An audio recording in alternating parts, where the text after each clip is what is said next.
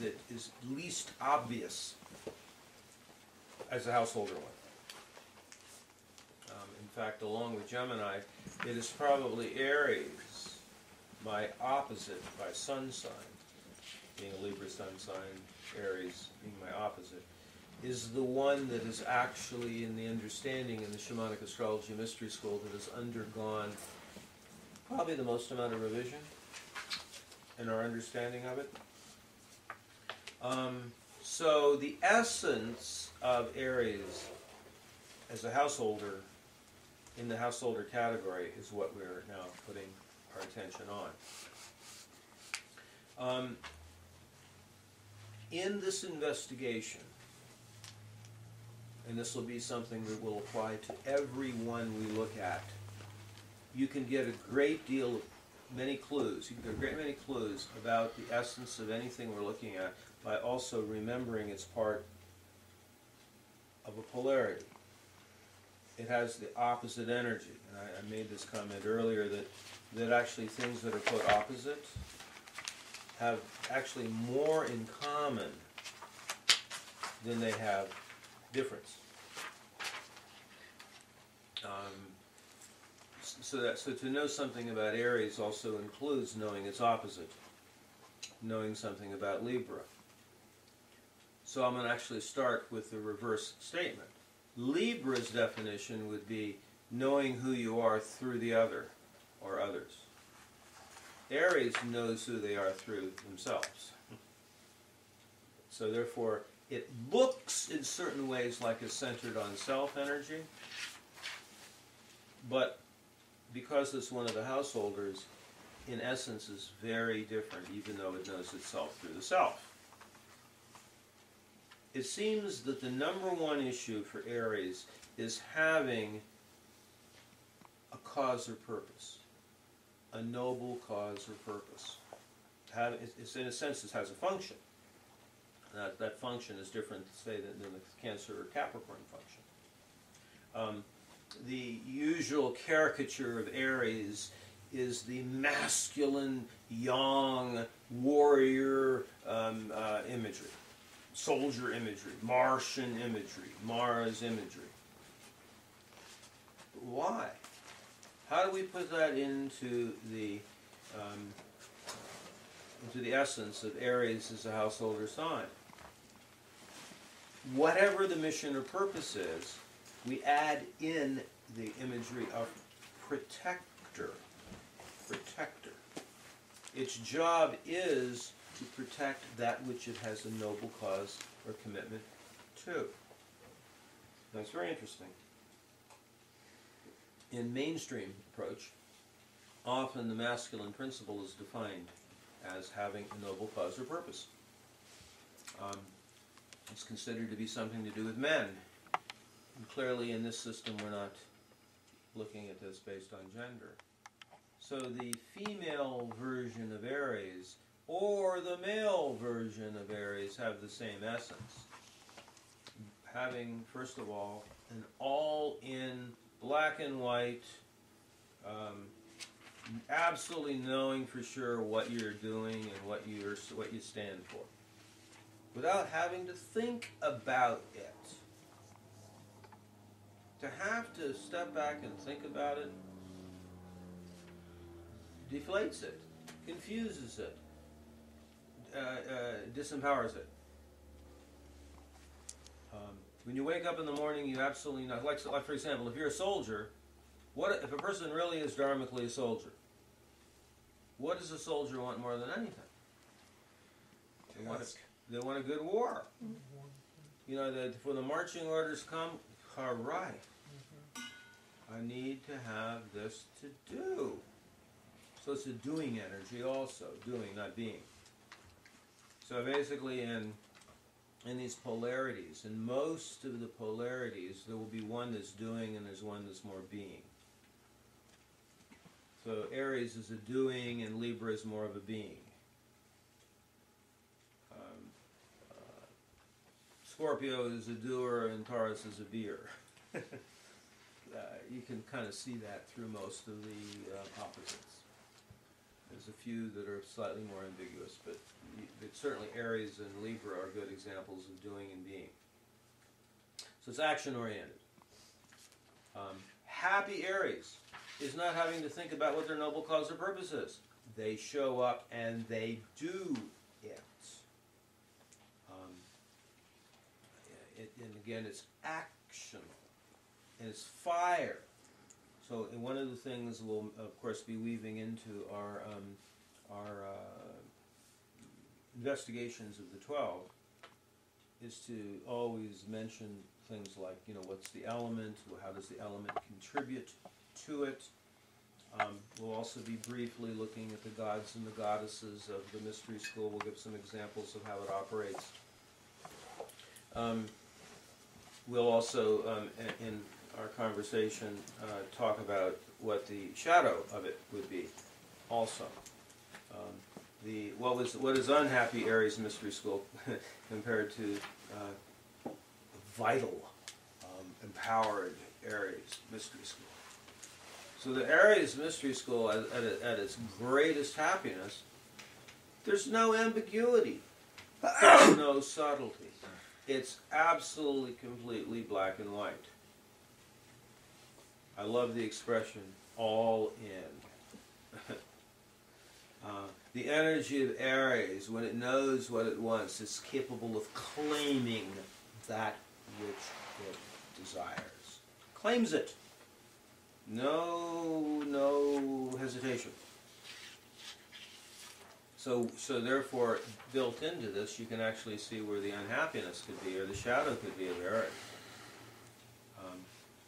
Not having a mission or purpose. Being in between mission and purpose statements. Or, in my two favorite images of the shadow of Aries, one comes from Japan. And there is a concept in India known as Ronin. Ronin is a rogue samurai. So what makes a samurai rogue would be, let's say, the samurai that has absolutely powerful mission and purpose statement. They serve a lord. They're there in service to the mission and purpose statement of the lord they serve. Could be the defender of the country, could be the defender of a tradition, the defender of their own tradition. Well, what if the samurai discovers the lord they serve is a scoundrel? Then many of the Ronins are trained, many of the samurais, if they discover that, they actually, some of them will just take themselves out at that point. But occasionally you have the Ronin, which is the samurai wandering the face of the earth looking for something worth doing. Interesting, wild, free electron, but scattered. Now this is sort of like the imagery in the Western culture of the Gulf War veteran, the Vietnam War veteran who comes back home from the war. And it's not even so much whether he ends up believing or not believing in the war.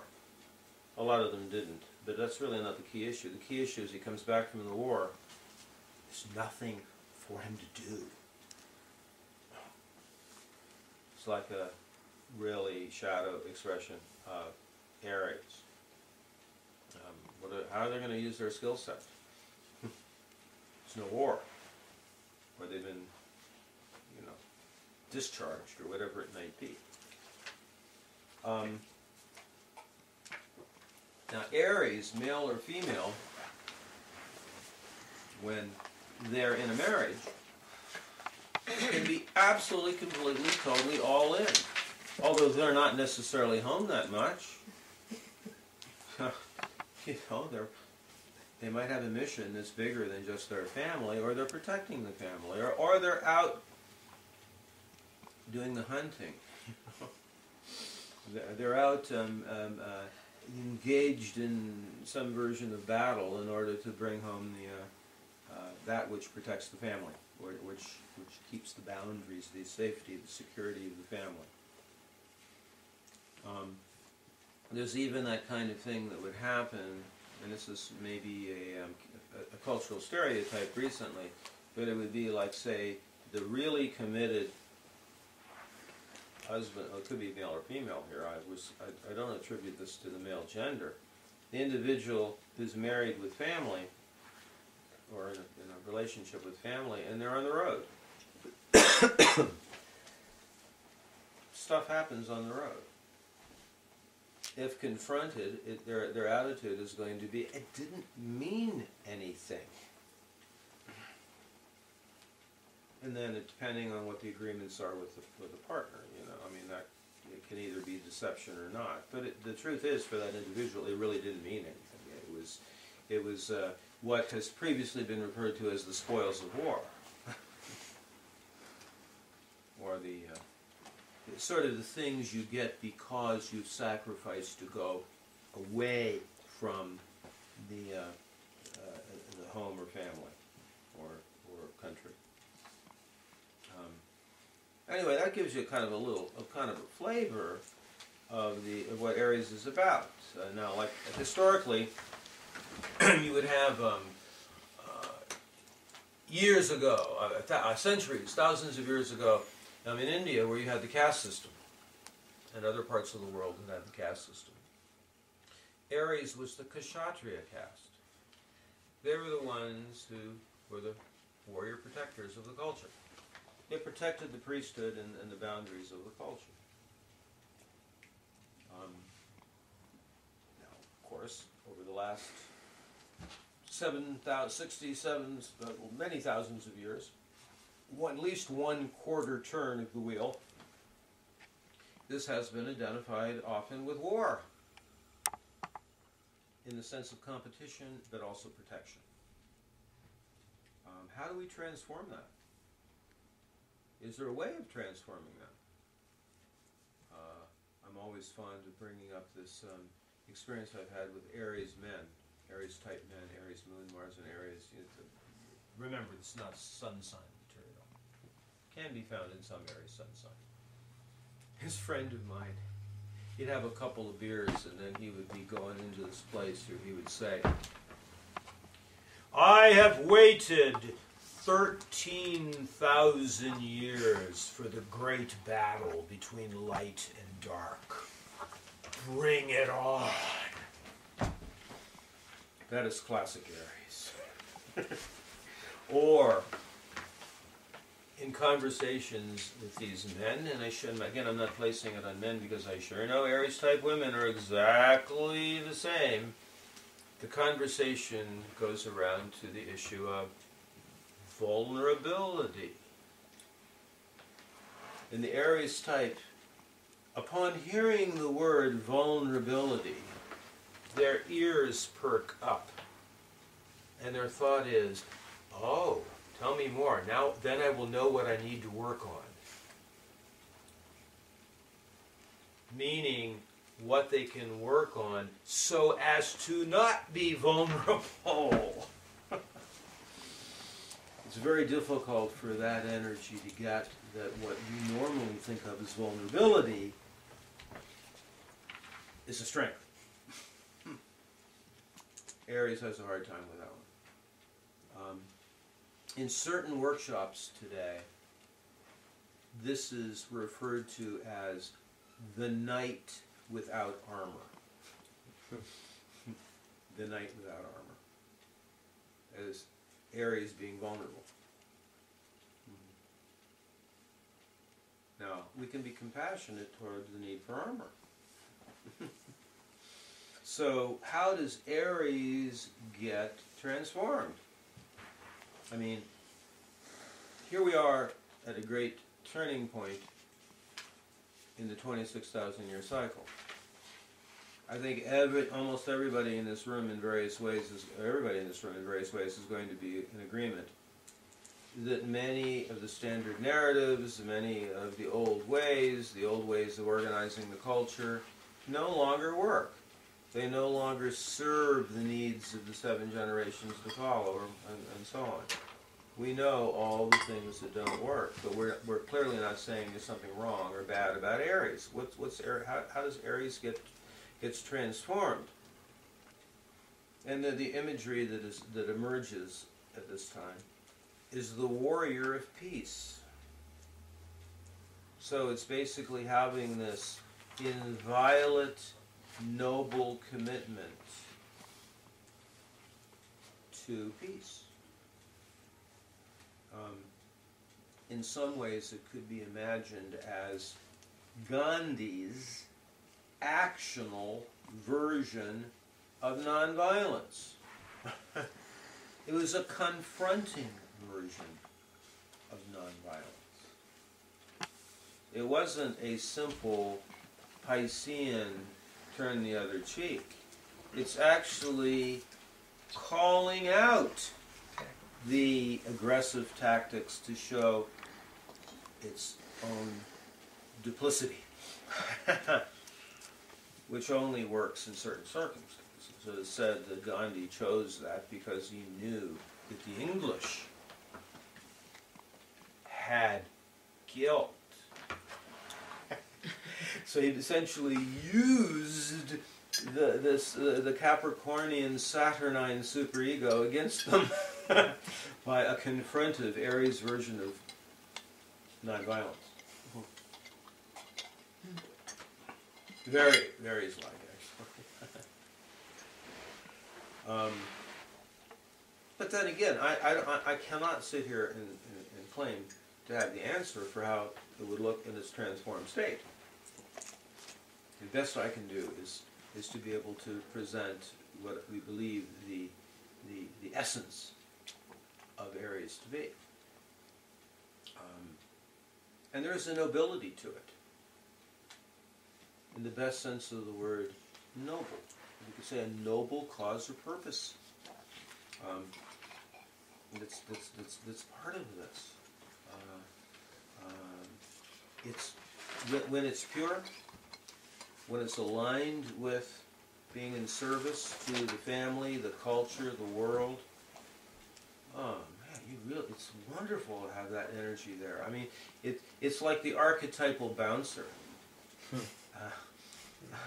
It's the palace guard, you know, the ones that are so 100% committed in service to your cause. And they will put everything into it. It's the value of black and whiteness, you know. I mean, if we talked about, for example, Virgo, there is no value for black and whiteness in Virgo. None. This is exploring a different texture of the life's journey, a different portion of life's journey. Now, there's also something else about Aries, which is that it really finds value in competition. Not the way in which competition, like say in capitalism. Now, when I use the word capitalism, I'm specifically making that to be something different than free enterprise. You know, capitalism is money to make money, and which is based on profit alone. Free enterprise is a whole different system. But the Aries thing is a little different than simply needing to win. It's the actual pleasure and joy that comes into competing at the high level of the skill you have. When, say, two champion athletes are in competition, who wins the match is less important than the ability to compete at that level. It becomes a dance. I run into this actually often when I'm working with Amazonian women, who in fact are quite competitive. But there's good reason to look askance at the word competition because of the shadow side of competition. You know, kind of like the more recent Western sporting ethic, you know, winning is the only thing. You know, coming in second is you might as well be last. This is not Aries. Aries is the joy of being at your best. In fact, more ancient versions of warfare were more along the lines of the nobility here. There was something in indigenous warfare. There's a concept called counting coup. Counting coup. Have you ever heard of that? Counting coup? Anyone? Not. Or some people not. Counting coup would be where you go into battle and you are so skillful that you can, say, put your sword or your tomahawk or whatever at a point where that person could be killed. But you don't kill them. You've demonstrated to that person, I won because I could have killed you. At which point, it's over. That's a certain nobility of competing at the highest level.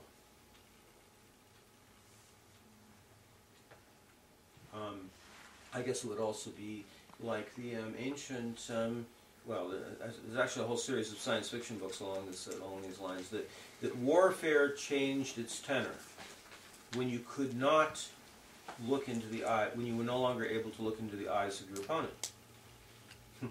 It lost its nobility at that point. How different than that is the original hunter ideal, where you go and you dance with the animal first. In a sense, you become the animal. You know its ways, you track it, you smell it, you live in its rhythms, and you form relationship with that animal, and then, based on that relationship with that animal, an agreement, you know, basically the animal could say, I will sacrifice my life for your family, or something like that. There's a certain nobility to that kind of operation, you know, that kind of way of being. It's all very Aries type of thing we're looking at right now. But then, you know, if your mission and purpose statement is to protect the country, we mentioned before that you just no time to pause and feel the suffering.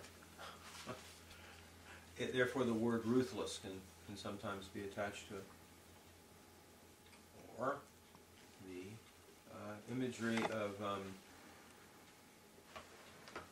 this is a little bit, it's not exactly the same concept, but one of the phraseologies we like for Aries is velocity addict.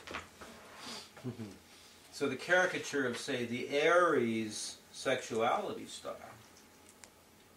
is about speed and getting to the finish line.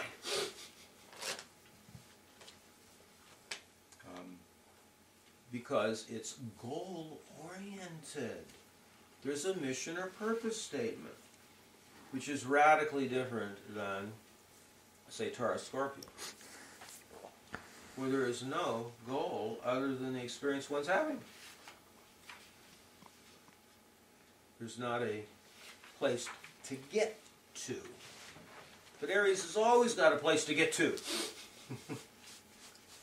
It's important for it to have a place to get to. The actional characteristics of Aries always show up like in dating situations. And again, it's not a gender issue, but most of the caricatures of this come from men being this way. And there's certain kind of women who like this. It's like, you know, the women who love it when the man makes every decision and does everything.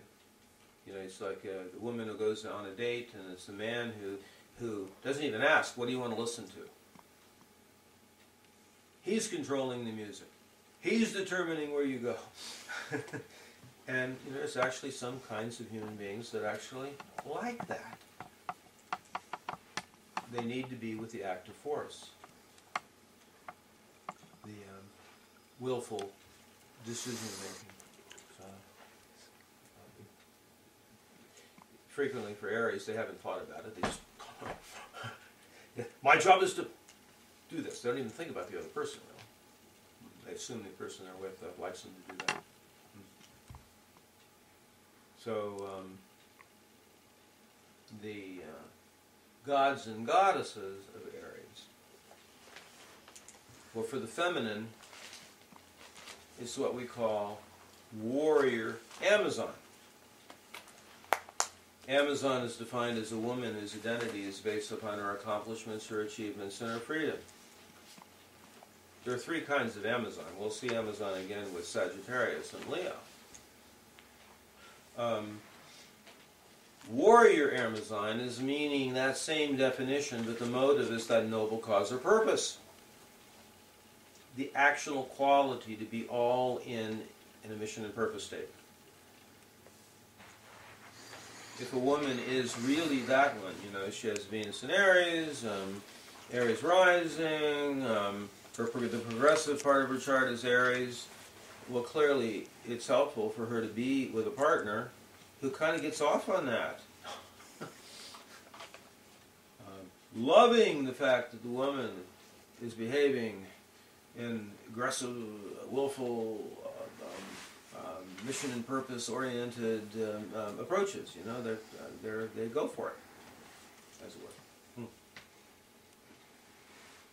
The male version of Aries.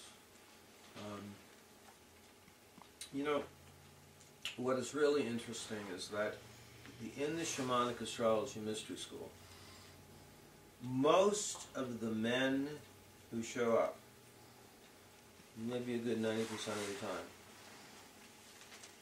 are on the places of the wheel of life that are not the traditional ones. You know, so we actually get large numbers of men who are the archetypes that are generally more feminine. Not standard issue yang masculinity. So, over the years, in my stated desire to be compassionate and equally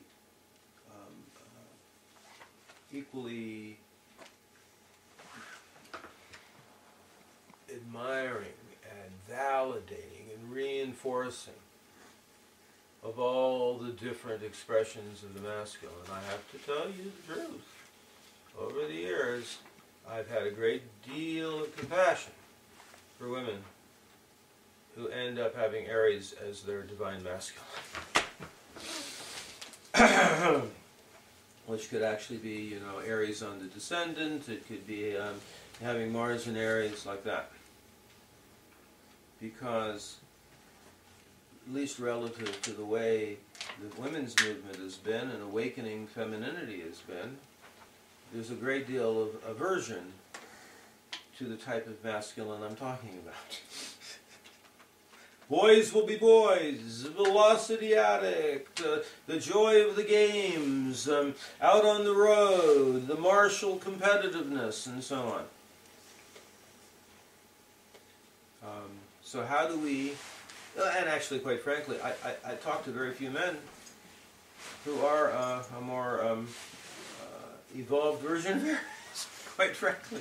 You know, what are they like? Well, they certainly wouldn't be interested in coming to a Shamanic Astrology workshop. You know, and I understand that. Unless perhaps they had Mars in Pisces. Mm-hmm. I said unless perhaps they had Mars in Pisces. Well, there's plenty of Mars in Pisces that show up. Some of us like it. That's what I'm talking. Yeah, That's what he's saying. I'm talking. That's what I'm just saying. Right. Because Aries rising, Mars in Pisces, Well, Sun that- conjunct Neptune. But you are not a caricature of the Aries type. No. But I mean, the positive or negative. I mean, the pure Aries type. I hardly see them. Once in a while. Right. And what I want to say is that I am desirous of learning from them as far as what the leading edge of this is, which is why I'm saying, well, you know, it's warrior peace. But it also has a lot to do with the fact there are certain women that really love those qualities. And I can get it. I mean, there's nobility, there's 100% all-in qualities, you can depend on them, they're strong, they know what they want, things like that. Protection. Yeah, indeed, protection. But it's in that category, which is more the traditional expression of what we would expect the masculine to be.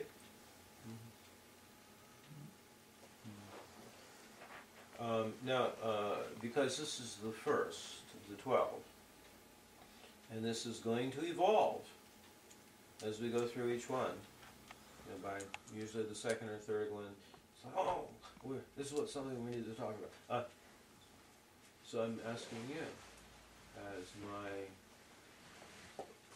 other here, what am I Did you missing? talk about the vanity of Aries?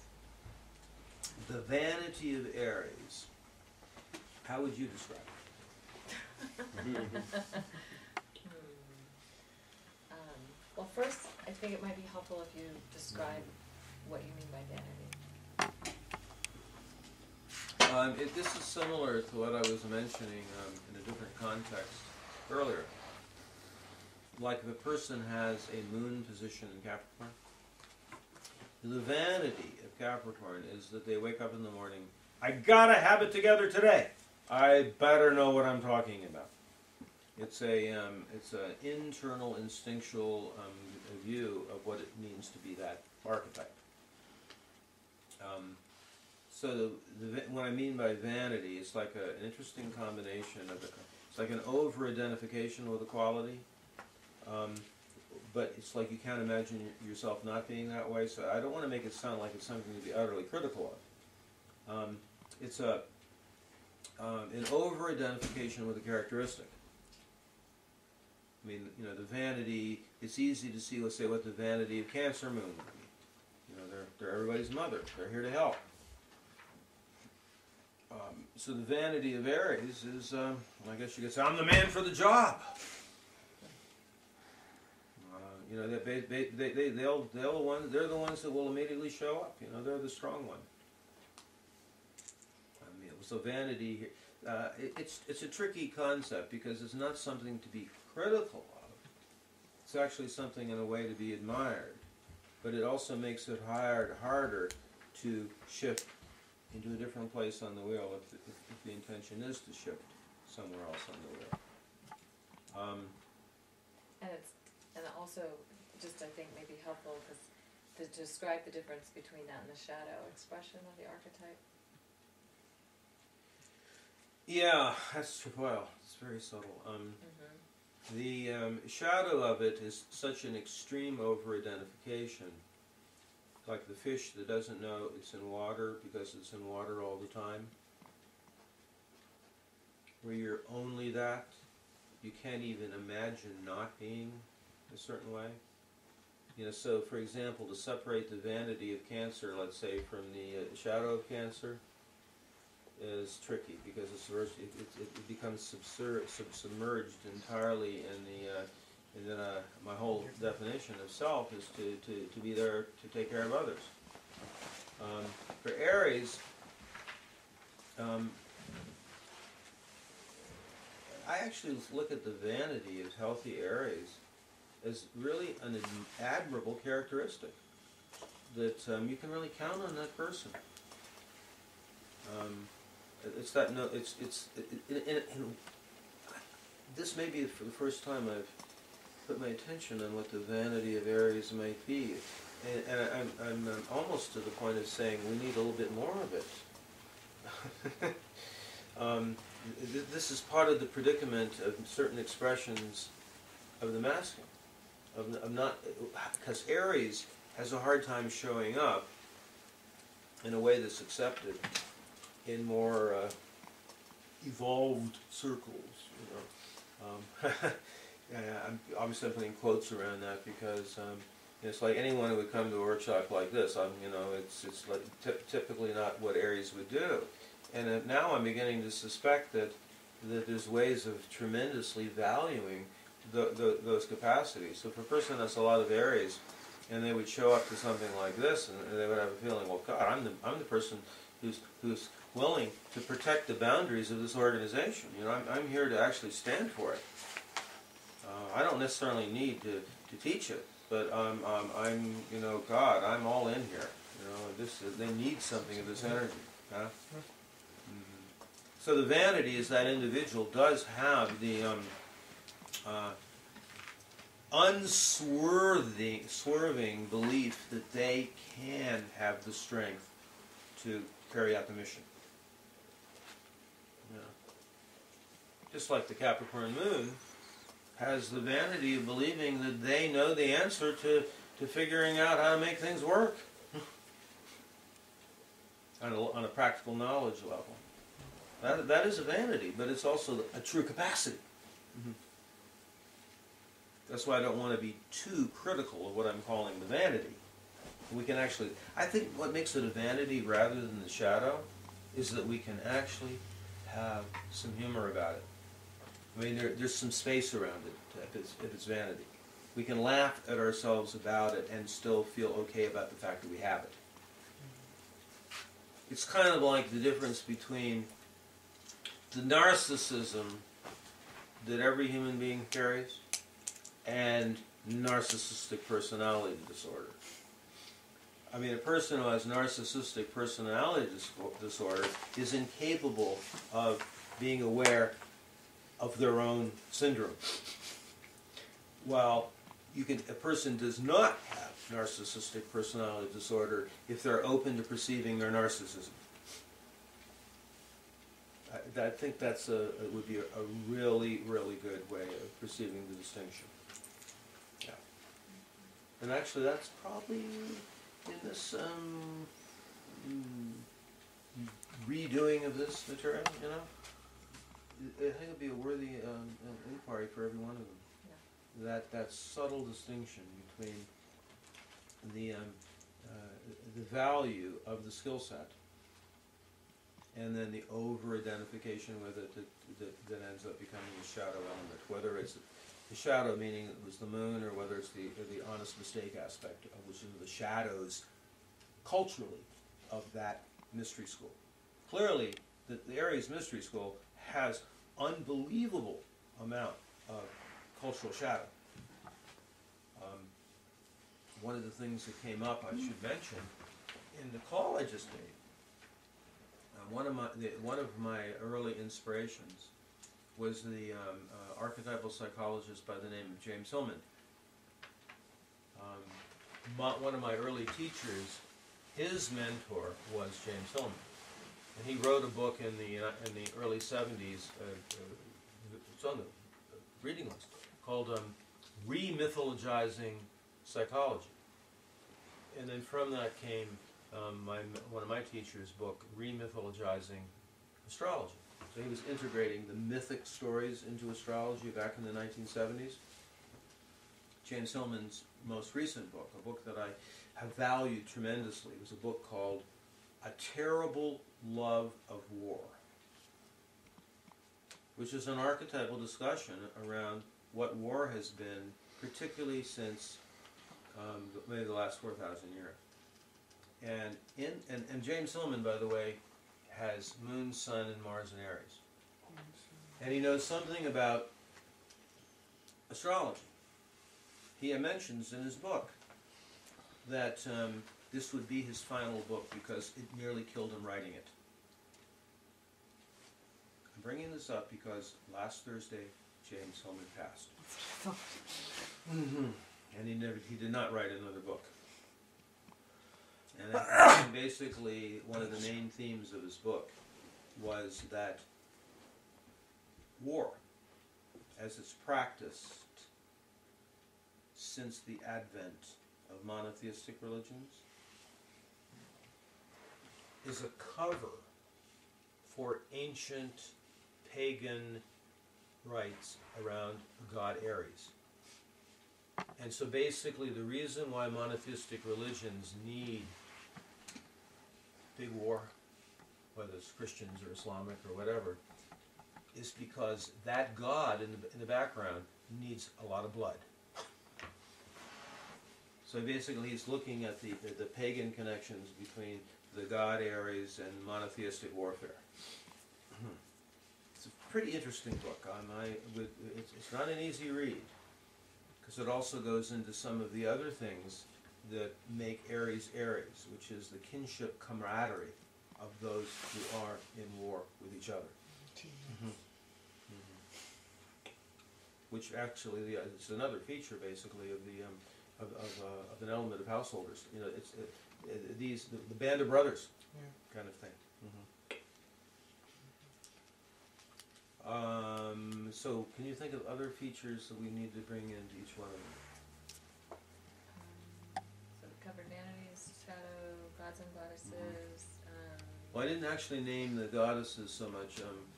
I said warrior Amazon, but yeah, so that's as far as we need to go with that. The gods, huh? I was going to say gods. I don't think you named anything. Well, Specifically the god Aries. Aries.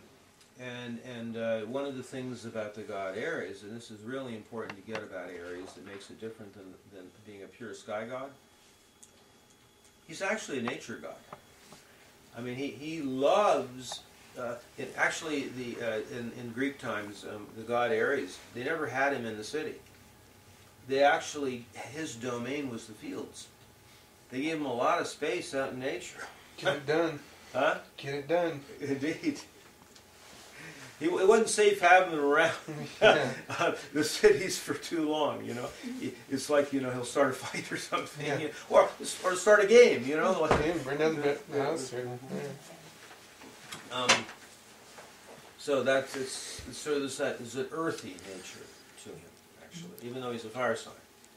He's actually, but this is a very big distinction, because he as a fire sign, he is spontaneous. You know, he shoots from the hip. I mean, he goes off.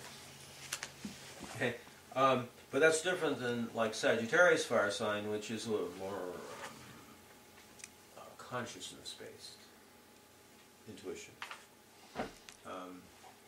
The Aries approach is, I guess we could say more, it's less complicated. It's really quite basic. Not a lot of beauty. Not a lot of beauty, just getting it done. Right. Look how it looks. Finished project. And yet, strangely enough, the god Aries was actually a hunk. Quite gorgeous guy. Because he was, you know, he was in shape. You know, he was out working the fields. You know. A hunk in the sense of what a masculine image is supposed to be. You know, the shape you have to be in if you are a soldier or a hunter. You know? Huh? What? Gladiator kind of guy. Yeah. The athlete, physically fit. Yeah, Aries is not the only one that you could have imagery of athletics, but it's clearly there too. It's there too. Yeah. So, any questions regarding our investigation of the Aries Mystery School?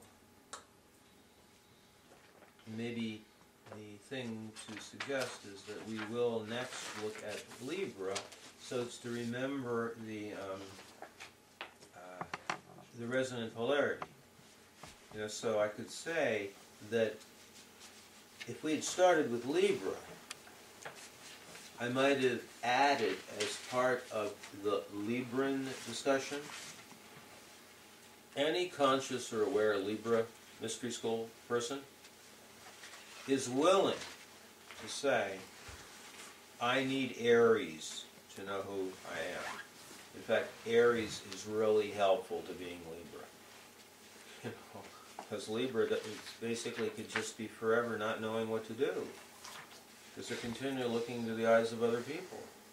And so to be with strong Aries, to just acts, it takes, claims, and so on, is very, very helpful to Libra. And Libra is willing to say that. However, it's rare that Aries would return the favor. Oh yeah, I need Libra. Yeah, right. But they do. They actually do. Otherwise, they're alone in the woods. Exactly. That's right. And Aries does like to do it themselves, and you know, not necessarily have help or for you. So Libra can show up and say, I have a noble cause or purpose for you. Say, yes, give it to me. Now back off. Let me get it done. Yeah, get out of my way. That's great. You know, having that argument with my boss. Give me the word and get out of my way. Is it that Libra needs the decisiveness of the Aries? Oh, it could get that from Aries. I mean, it helps with that. I mean, I guess you could say that any pure Libra can stand to learn something of Aries, yeah. Even though the essence of Libra is not to become Aries. There is value for Libra in the definition of Libra is to know more about yourself because of the other. Is that Aries, by definition, doesn't understand that concept. And sure, there's the shadow side of Libra, which we'll get into in some depth. And these are all, I just get the sense of how complementary a lot of these things are. And there are going to be lone wolf Aries. There's going to be Aries that is like the Ronin, the rogue samurai. But my sense of Aries is that Aries does want to have connection to a cause or a purpose, you know, to be part of that band of brothers, to be in a family structure, to have wife and family can be very liberating. Yeah, even though you might not be socialized. Bruh. Well, Aries can be very social as long as it's having fun and it's. You Well, I know, said more- not social, I said socialized. Okay. That's a Big difference. difference. Because a pure Aries House type- trained. Huh? House Right, trained. indeed. That's what I'm referring to. Drop your sword and throw down your gear. Take those boots off before you come in the house. Well, I have to leave the two-handed broadsword at the door just because it's got blood on it? What? Yeah, don't drag your corpses in. So that's a very different thing than Right. whether you're Got it. social or not. Right? I mean, certainly Aries can develop certain ways of being that makes them welcome into the social gathering. But that doesn't mean they're what I mean by social. Is there, we talk about essence versus content here, or is that for something else? Well, I have given some examples here that would fall into that category, like the essence of Aries is this all-in having a mission or purpose statement. Content is that it would be like, say, for example, all the different ways of being a protector.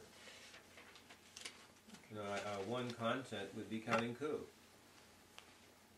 as a methodology of resolving disputes. Another methodology of protecting the country might be the old tradition of one side sends their number one warrior and the other side sends their number one warrior, and it's in the hands of those two. That's a different content than current warfare of you know, having geeks that are probably taking large amounts of amphetamines that are sitting at their computer screens and directing drone strikes. You get that's difference between content and essence.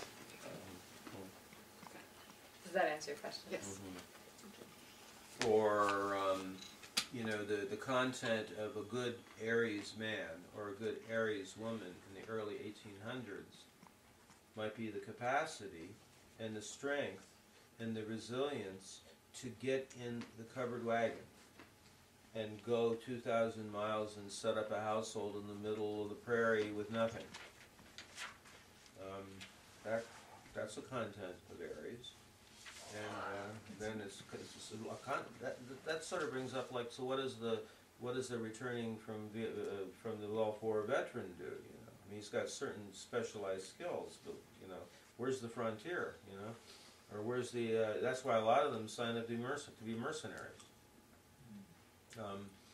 So how to be Aries? Well, I mean, if you have a son who's Mars in Aries, who's turning 15, you probably want to be very supportive of his competition to become starting quarterback. Running back, yeah. Yeah, right. I'm gonna bang on somebody. Well, Maybe linebacker. or middle linebacker. Yeah. You're right. You're right. That's right. It's like the starting quarterback might be more. It's more of a cerebral kind of thing. Right? Or if it's more of a central role too, because that might be more Leo. Yeah, Right. Yeah, There you yeah, go. yeah. There you go. Excellent. Yeah. linebacker. Right. So that helps. Okay.